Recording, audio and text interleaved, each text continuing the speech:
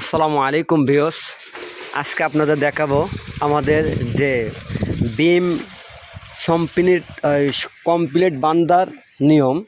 আমাদের যে বিম কমপ্লিট বান্ধার নিয়ম, আপনারা আমাদের সঙ্গে থাকুন, তাহলে আমরা সম্পূর্ণ বিম বান্ধা কমপ্লিট কাজ দেখানোর জন্য চেষ্টা করব।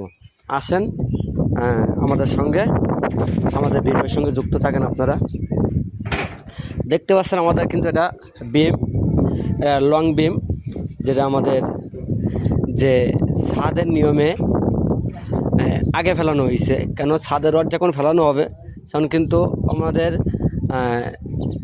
আরের যে ছাদের আরের রড অথবা দৈর্ঘ্য কম যে রড, সেই রডটা আগে ফেলানো হবে। এই জন্য আগে আমাদের লং বিমটা ফেলানো হয়েছে, তাহলে আমাদের যে ছাদের বিমের জন্য আমাদের ছাদের রডটা ফেলাইতে সুবিধা হবে।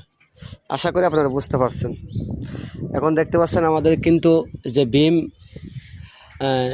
আমাদের মোট 6টা রড দেওয়া হয়েছে। বটমের যে মেন রড, বটমে কিন্তু মেন রড দেওয়া হয়েছে 2টা। এরপর আমাদের টপে 2টা মেন রড দেওয়া হয়েছে 2 পিস। আর প্যাটে এক্সট্রা যে টপগুলো, আমরা টপগুলো কাটিং টপ দিই নাই, আমরা ডাইরেক্ট এক্সট্রা টপ দিয়ে দিছি। এটা কিন্তু আগামাথা দেখতে পাচ্ছেন প্যাটে দেওয়া হয়েছে। এইভাবে আমাদের যে বিমটা প্লেস করা হয়েছে। আমাদের যে বিমটার যে ওয়েট দেখতে পাচ্ছেন, এটা কিন্তু আমাদের 4তলা ফাউন্ডেশন বিল্ডিংয়ের যে টাই বিম। এর জন্য বেশি এটাকে রড ব্যবহার করা হয় নাই।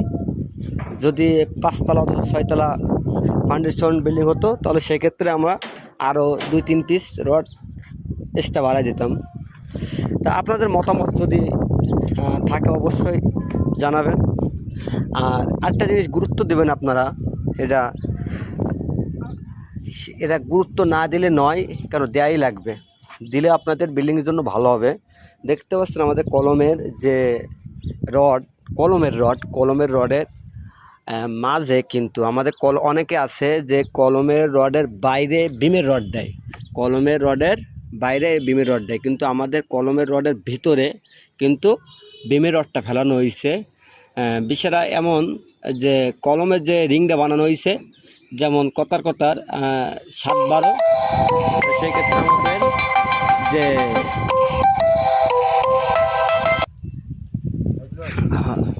এইভাবে যদি আপনারা যেরকম কলমের যে রিংটা হয়েছে 7-12, তা আমাদের ওরা তো আপনার একদিকে হলো 7, তো ওদিকে আমরা করছি কি যে আরে যে 7, এই 7-এর জায়গায় আমরা কলমের যে রিং, এই বিমের যে রিংটা, সেই রিংটা দিচ্ছি 6 ইঞ্চি।